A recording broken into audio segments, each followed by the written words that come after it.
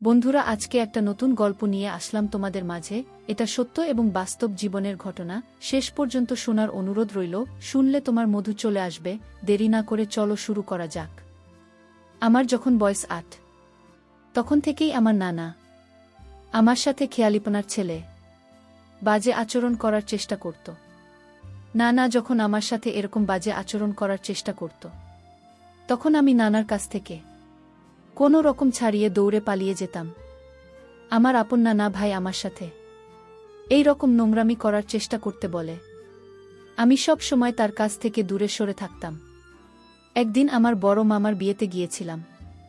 আমরা সবাই নানা বাড়িতে তখন সবাই কোনো না কোনো কাজে ব্যস্ত আছে। এইভাবে কাজ করতে করতে প্রায় সন্ধ্যা হয়ে এল।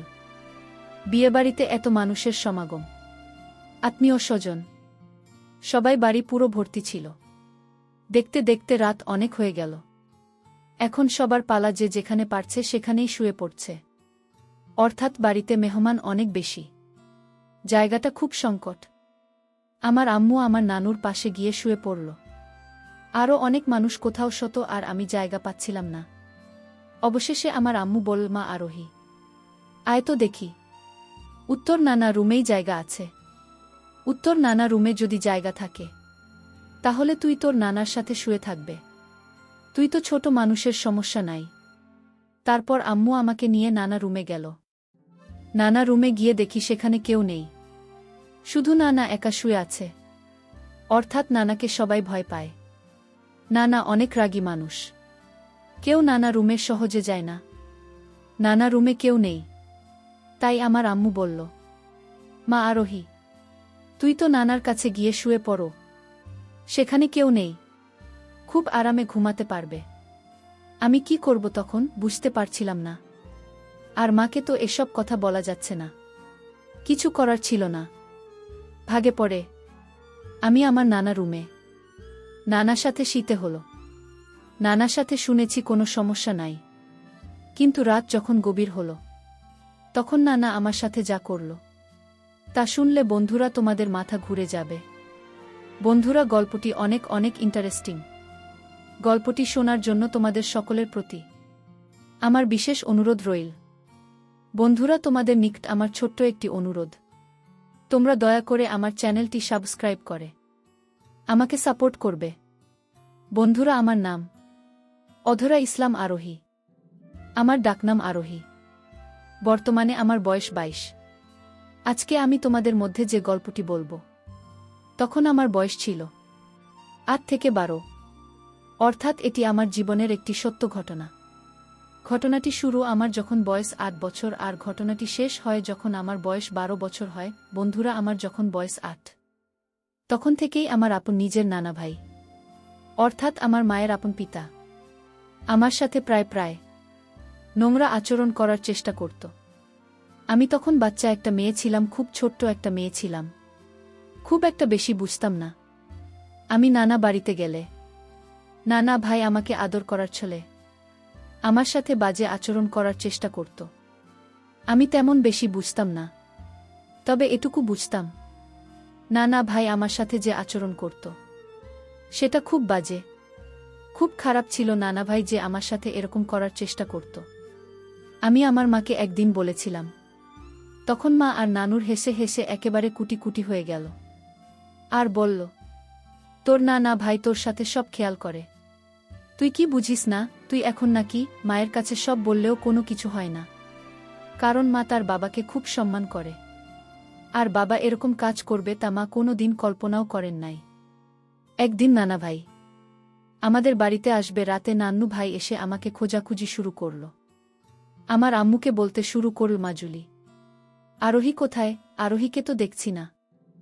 অনেক ভালোবাসি আরোহীকে, কারণ আমি তোদের বাড়িতে আসি শুধুমাত্র আরোহীর জন্য।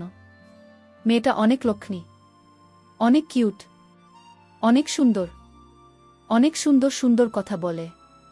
কই মা, ডাক দিত একটু আরোহীকে, আমি একটু দেখি তাকে। তাকে দেখার জন্য আমার মনটা পাগল হয়ে আছে। আমি গিয়েছিলাম অন্যের বাড়িতে খেলাধুলা করতে।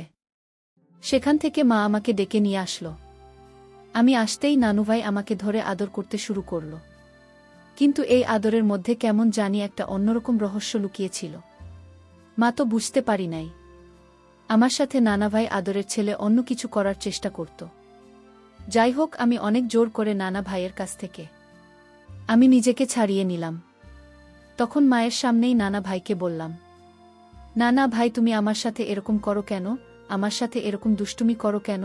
আমার এরকম ধরনের দুষ্টুমি ভাল লাগে না। আমার কাছ থেকে এরকম কথা শুনে মা আর নানা ভাই খুব হাসতে শুরু করল। তারপর মা আমাকে নানা ভাইকে নিয়ে ঘরে গেল। নানা ভাই আমাদের সকলকে নিয়ে বসল। বসার পর আমার নানা ভাই আমার মাকে বলল, মা জুলি, আমার জামাই বাবাজি কোথায়? তোদেরকে না জানিয়েই তো আমরা একটা কাজ করে ফেলেছি। তোরা মনে কিছু নিস না, তোর ভাইয়ের বিয়ে ঠিক করে ফেলেছি। হঠাৎ করে মা জুলি, আমি কথা দিয়ে দিয়েছি মেয়ের বাবাকে। তোদের কি কিছু বলতে পারলাম না? তোরা মনে কিছু নিস না। আগামী শুক্রবারে তোর ভাইয়ের বিয়ে, তোরা সবাই বুধবারে চলে আসবি। আর জামাই বাবাজি আসলে জামাই বাবাজিকে আমার কথা বলবে। কেমন? নানা ভাইয়ের কথা শুনে আমার আম্মু বলল, ঠিক আছে বাবা, আমি তোমাদের জামাই আসলে বলবো না। আর আমরা সবাই বুধবারে চলে আসব। তারপর আমাদের নানা ভাই আমাদের বাড়ি থেকে চলে গেলেন। আমি, আমার মা, আমার আব্বু সবাই মিলে বুধবারে নানা বাড়িতে চলে আসলাম। অনেকদিন পর নানা বাড়িতে যাচ্ছি। মনের মধ্যে খুব আনন্দ লাগছে। অনেক মজা হবে। নানা বাড়িতে যেতেই নানা দৌড়ে এসে আমাকে দেখে হেসে কথা বলতে শুরু করল। নানা ভাই আমাকে বলল, কি গো ম্যাডাম, কখন এসেছেন আপনি? আমি বললাম, না ভাই, এই তো কিছুক্ষণ আগে এসেছি। তো তুমি কেমন আছো? না ভাই বল, ম্যাডাম, এতক্ষণ ভালো ছিলাম না। এখন তোমাকে দেখে আমার শরীর এবং মন দুটোই ভালো হয়ে গেছে। কিছুক্ষণ পর নানা ভাই আমার কাছে এসে বলল, আরোহী ম্যাডাম, আগামীকালকে আমাদের গঞ্জে একটি বিরাট বাণী মেলার বসবে। আরোহী ম্যাডাম, কালকে কি তুমি আমার সাথে ওই বাণী মেলায় যাবে? যদি যাও তাহলে তোমাকে অনেক সুন্দর সুন্দর জিনিস কিনে দিব। সুন্দর সুন্দর জিনিসের কথা শুনে আমার মন আনন্দে নাচতে শুরু করল।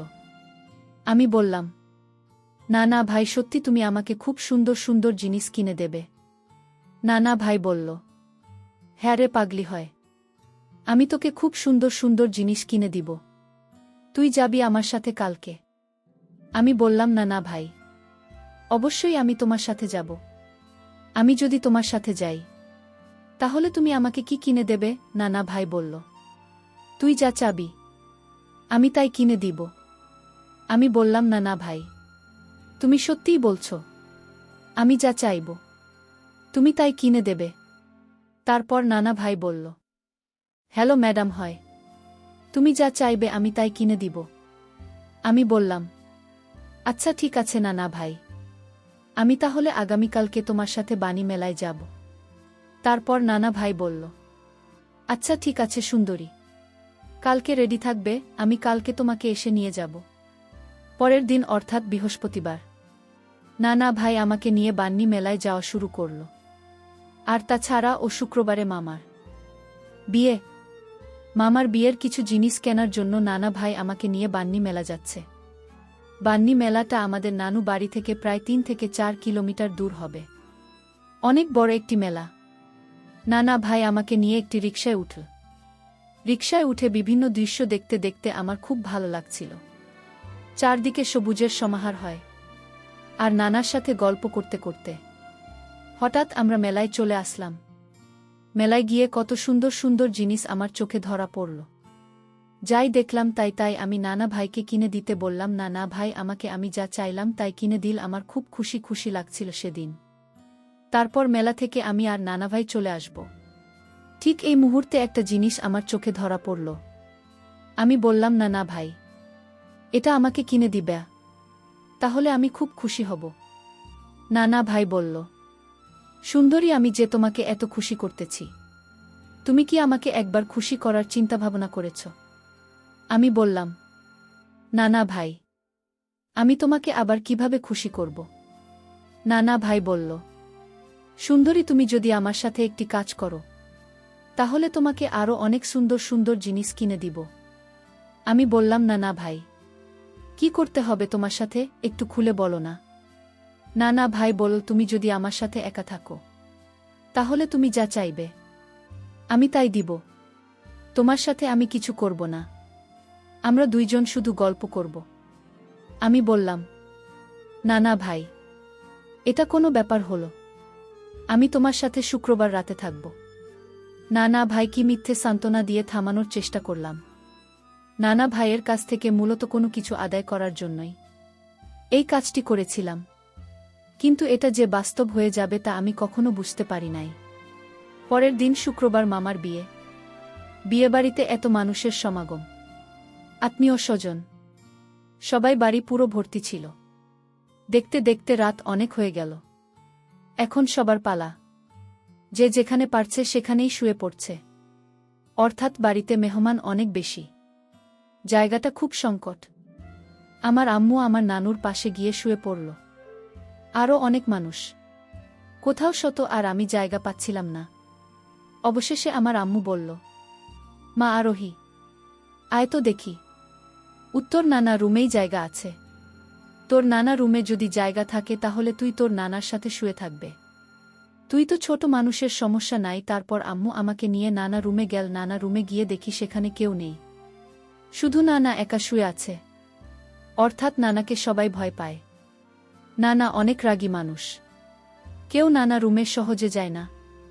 নানা রুমে কেউ নেই, তাই আমার আম্মু বলল, মা আরোহী, তুই তো নানার কাছে গিয়ে শুয়ে পড়ো, সেখানে কেউ নেই, খুব আরামে ঘুমাতে পারবি। আমি কি করব তখন বুঝতে পারছিলাম না। আর মাকে তো এসব কথা বলাও যাচ্ছে না, কিছু করার ছিল না।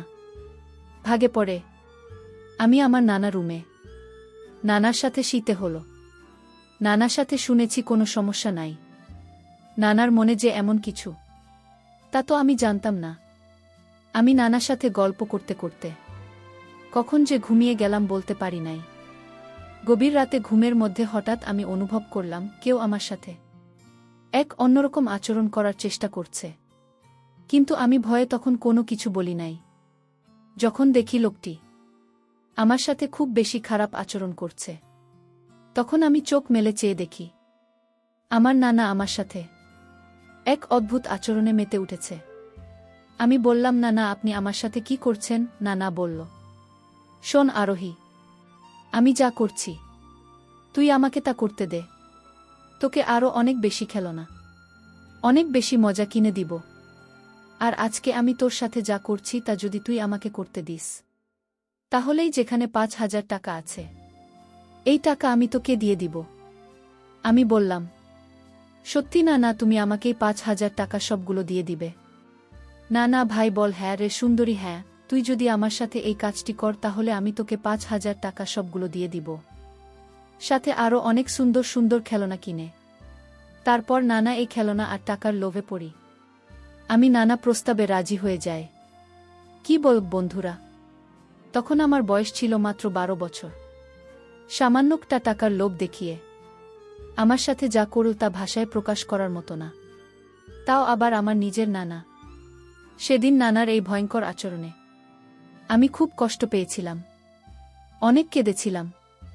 তারপরও আমাকে নানা কোনোভাবে ছাড় দেননি। ঘাটের বইরা বইটা বয়সেও তার এত পাওয়ার, তা আমি কখনো ভুলতে পারব না। সে আমাকে পুরো তছনছ করে দিয়েছিল। বন্ধুরা, আমি তারপর প্রায় 1 মাস পর্যন্ত অসুস্থ ছিলাম। অনেক কষ্ট হয়েছিল আমার, তবুও কাউকে বলতে পারছিলাম না, কারণ কাউকে বললেও কেউ বিশ্বাস করত না। আমি আমার নিজের নানা দ্বারায় আমার জীবনের প্রথম সর্বনাশটা হয়ে গিয়েছিল। এটি আমার জীবনের একটি কালো অধ্যায় ছিল। খুব কষ্ট পেয়েছিলাম, খুব দুঃখ পেয়েছিলাম এই ঘটনাটির জন্য। এখনো পর্যন্ত যখনই এই ঘটনাটি আমার মনে পড়ে তখনই খুব আফসোস করি, খুব অনুশোচনায় ভুগি। বন্ধুরা, পরিশেষে আমি তোমাদেরকে বলবো, তোমাদের জীবনেও বা তোমাদের ছেলে মেয়েদের ক্ষেত্রেও এরকম ধরনের ঘটনা ঘটতে পারে, কারণ বিশ্বস্ত লোক দ্বারায় ক্ষতিগ্রস্তের সম্ভাবনাটা বেশি হয়ে থাকে। এটাই পৃথিবীর চিরাচরিত নিয়ম যা যুগ যুগ ধরে ঘটে আসছে। সুতরাং আমাদের প্রত্যেকেরই উচিত আমাদের প্রত্যেকের ছেলেমেয়েদের প্রতি আলাদাভাবে নজর রাখা, তাহলে হয়তো এরকম ধরনের সমস্যা হতে আমরা রক্ষা পেতে পারি। বন্ধুরা, আজকে এই পর্যন্তই। আবারও আসব তোমাদের মধ্যে নতুন কোনো ভিডিও নিয়ে। ভিডিওটি যদি তোমাদের ভালো লাগে তাহলে একটি লাইক দাও।